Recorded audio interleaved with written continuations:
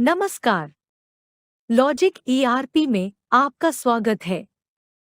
यह वीडियो आपको logic ERP में एक नया खाता स्थापित करने और एक पुराने खाते को मॉडिफाई करने की प्रक्रिया को समझने में मदद करेगा। मेन मेनू में पहले सेटअप, फिर सेटअप अकाउंट्स, फिर सेटअप न्यू अकाउंट पर जाएं। आइए कस्टमर अकाउंट स्थापित करने के साथ शुरू करें। अकाउंट नेम कॉलम में कस्टमर का नाम टाइप करें। प्रिंट नेम कॉलम में वह नाम टाइप करें जिसे आप बिल प्रिंट पर डिस्प्ले करना चाहते हैं। अगर प्रिंट नेम और अकाउंट नेम समान हैं, तो आप इस कॉलम को खाली छोड़ सकते हैं। अब अकाउंट टाइप कॉलम में स्पेस बार दबाएं। एक सर्च विंडो खुलेगी। उचित अकाउंट टाइप चुनें। क्योंकि हम एक कस्टमर अकाउंट बना रहे हैं, इसलिए हम यहाँ कस्टमर का चयन करेंगे। जैसे ही हम अकाउंट टाइप चुनते हैं, सॉफ्टवेयर द्वारा उचित बैलेंस शीट ग्रुप ऑटोमेटिकली चुन लिए जाते हैं। कुछ केस में एक पार्टी कस्टमर के साथ साथ सप्लायर भी हो सकती है। उन केसेस के लिए आप शो इन सप्लायर लिस्ट के ऑप्शन का प्रयोग कर सकते हैं। अदर ग्रुप्स ऑप्शन आपको अकाउंट को अलग अलग कैटेगरी में एलोकेट करने में मदद करता है। हम किसी और वीडियो में अकाउंट ग्रुप सेटअप करने के बारे में जानेंगे। लेकिन अगर अकाउंट ग्रुप पहले ही सेट हो चुके हैं, तो आप उन्हें यहाँ से असाइन कर सकते हैं। सॉफ्टवेयर आपको अकाउंट की इमेज ऐड करने की भी अनुमति देता है। न्यू इमेज पर क्लिक करें, फिर लार्ज इमेज और फिर अपने सिस्टम से इमेज ब्राउज करें।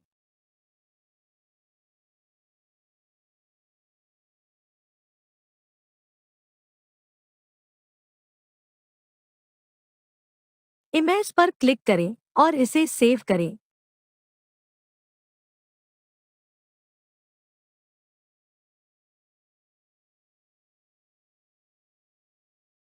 कॉन्टैक्ट डिटेल्स और पता दर्ज करने के लिए अदर डिटेल्स पर क्लिक करें।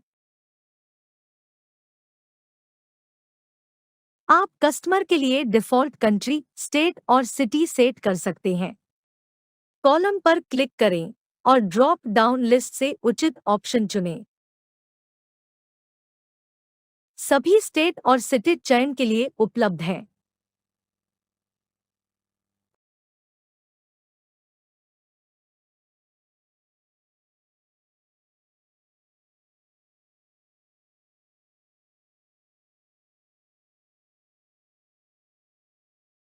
इसके अलावा फर्स्ट एड्रेस और सेकंड एड्रेस के कॉलम मैन्युअल रूप से दर्ज करने के लिए उपलब्ध हैं।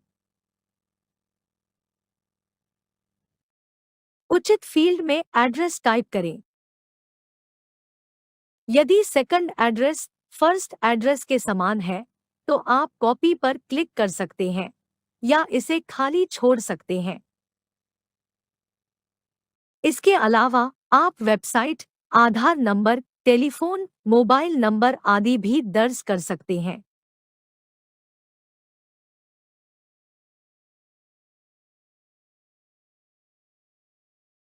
नया अकाउंट सेटअप करते समय सेल नेचर को डिफाइन करना अनिवार्य है।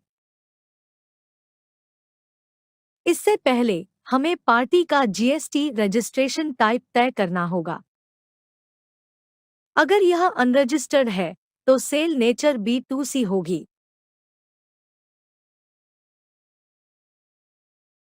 अगर पार्टी जीएसटी के तहत रजिस्टर्ड है, तो स्टेट के आधार पर सेल नेचर या तो लोकल B2B या इंटरस्टेट B2B होगी। तो अगर पार्टी जीएसटी के तहत रजिस्टर्ड है, तो हमें उसका जीएसटी नंबर दर्ज करना होगा। जीएसटी स्टेट को भी डिफाइन करें। जीएसटी स्टेट कोड ऑटोमेटिकली चुना गया है। मान लीजिए कि आप और आपका सप्लायर अलग-अलग स्टेट में हैं। उस स्थिति में सेल नेचर इंटरस्टेट B2B होगी। अगर सप्लायर आपके स्टेट के भीतर है, तो वह लोकल B2B होगी।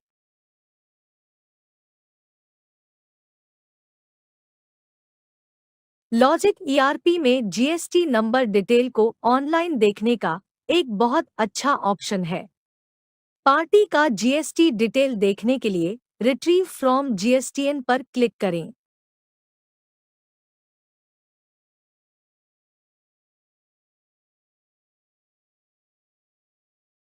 आप पार्टी के लिए एक डिफ़ॉल्ट टैक्स रीजन भी सेट कर सकते हैं। सॉफ्टवेयर आपको किसी भी कॉलम को रिक्वायर्ड या नॉट रिक्वायर्ड के रूप में चुनने की अनुमति देता है। इसे खोलने के लिए कॉलम पर राइट क्लिक करें। अगर आप कॉलम को रिक्वायर्ड सेट करते हैं, तो आपको इसमें डिटेल दर्ज किए बिना अकाउंट को सेव करने की अनुमति नहीं होगी।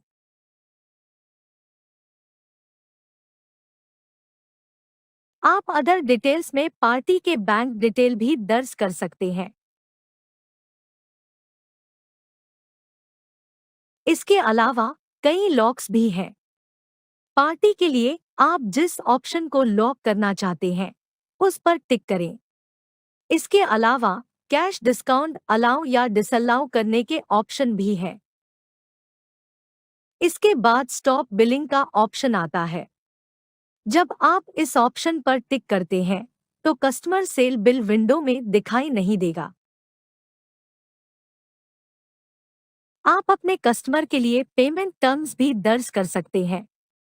इसका मतलब है कि अगर कस्टमर 30 दिनों के भीतर पेमेंट क्लियर कर देता है, तो उसे 2% की छूट मिलेगी। अगर उसे पेमेंट करने में 30 दिन से अधिक का समय लगता है, तो 60 दिनों तक 2% और 120 दिनों तक 4% ब्याज लिया जाएगा और इसी तरह। Food licence number, drug licence number और उनकी एक्सपायरी डेट दर्ज करने के लिए कॉलम उपलब्ध है। आप अपने कस्टमर के लिए क्रेडिट लिमिट और बिल लिमिट भी दर्ज कर सकते हैं। इसका मतलब यह है कि कस्टमर का लेजर बैलेंस किसी भी समय 2 लाख रुपए से अधिक नहीं हो सकता है और बिल अमाउंट 1 लाख रुपए से अधिक नहीं हो सकती है। अदर डिटेल्स विंडो बंद करें और अकाउंट सेव करने के लिए सेव पर क्लिक करें। आइए अब हम यह भी देखें कि हम मौजूदा अकाउंट्स को कैसे मॉडिफाई कर सकते हैं। बस विंडो के ऊपर दाईं ओर फिल्टर ट्री में अकाउंट का नाम टाइप करें और एंटर दबाएं। अकाउंट के नाम पर क्लिक करें। अब आप अकाउंट में मॉडिफिकेशंस कर सकते हैं। आप नाम या अदर डिटेल्स में कुछ भी बदल सकते हैं। उदाहरण के तौर पर मोबाइल नंबर बदलते हैं। जरूरी बदलाव करने के बाद सेव पर क्लिक करें। मौजूदा अकाउंट को खोजने का दूसरा तरीका अकाउंट टाइप के द्वारा है।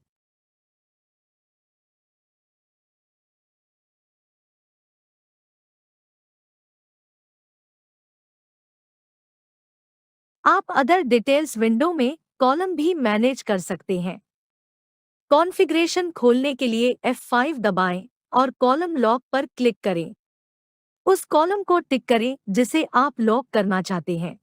उदाहरण के लिए हम ड्रग लाइसेंस नंबर 1 और 2 को टिक करेंगे और इसे सेव करेंगे। अब अदर डिटेल्स विंडो में हम देख सकते हैं कि ड्रग लाइसेंस नंबर 1 और 2 के कॉलम लॉक कर दिए गए हैं। तो आप उन कॉलम्स को लॉक कर सकते हैं जिनकी आपको आवश्यकता नहीं है। हमने देखा है कि जब हम अकाउंट टाइप चुनते हैं, तो बैलेंस शीट ग्रुप ऑटोमेटिकली चुने जाते हैं। अकाउंट टाइप से जुड़े डिफ़ॉल्ट बैलेंस शीट ग्रुप्स को बदलने के लिए F3 दबाएं।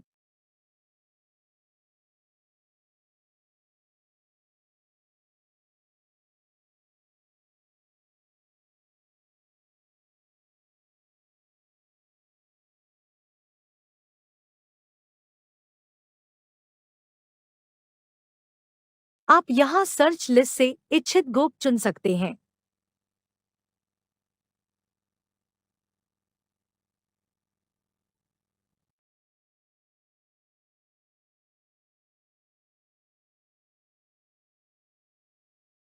आइए जानते हैं कि बैंक अकाउंट कैसे बनाते हैं।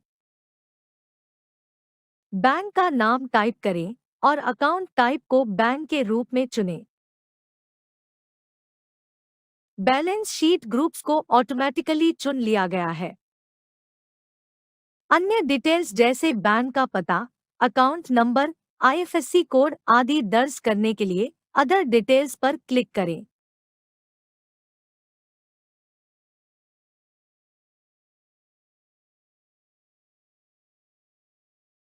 अदर डिटेल्स विंडो बंद करें और इसे सेव करें।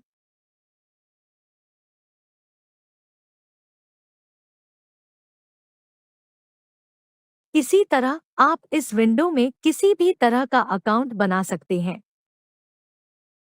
बस नाम टाइप करें और उचित अकाउंट टाइप चुनें। बैलेंस शीट ग्रुप ऑटोमेटिकली चुने जाएंगे। अपनी आवश्यकता के अनुसार अदर डिटेल्स दर्ज करें।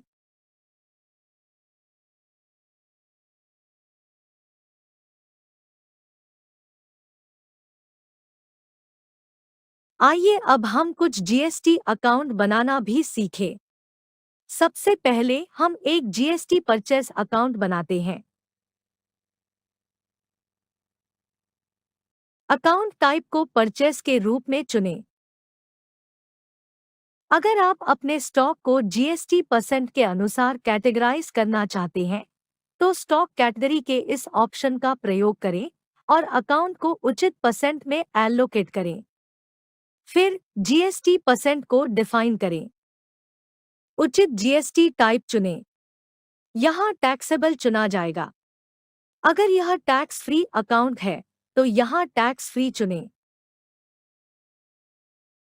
अब हम एक जीएसटी सेल अकाउंट बनाएंगे। अकाउंट टाइप को सेल के रूप में चुनें। बाकी सब कुछ जीएसटी परचेस अकाउंट की तरह है।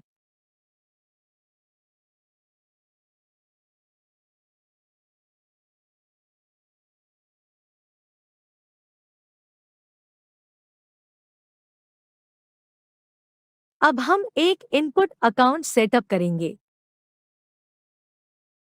अकाउंट टाइप को करंट लायबिलिटीज के रूप में चुनें। सेल टैक्स अकाउंट के सामने येस पर टिक करें और डिफॉल्ट टैक्स परसेंट को डिफाइन करें। अकाउंट के नाम के अनुसार जीएसटी टाइप चुनें। क्योंकि हम एक इनपुट अकाउंट बना रहे हैं, यहाँ इनपुट चुनें। अपनी आवश्यकता के अनुसार आईटीसी एलिजिबिलिटी चुनें।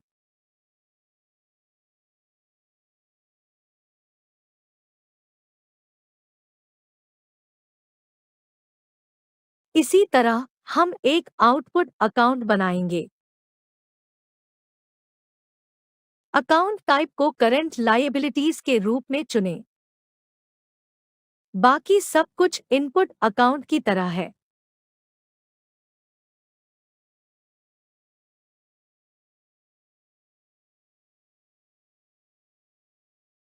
बस यहाँ आउटपुट चुनने का ध्यान रखें।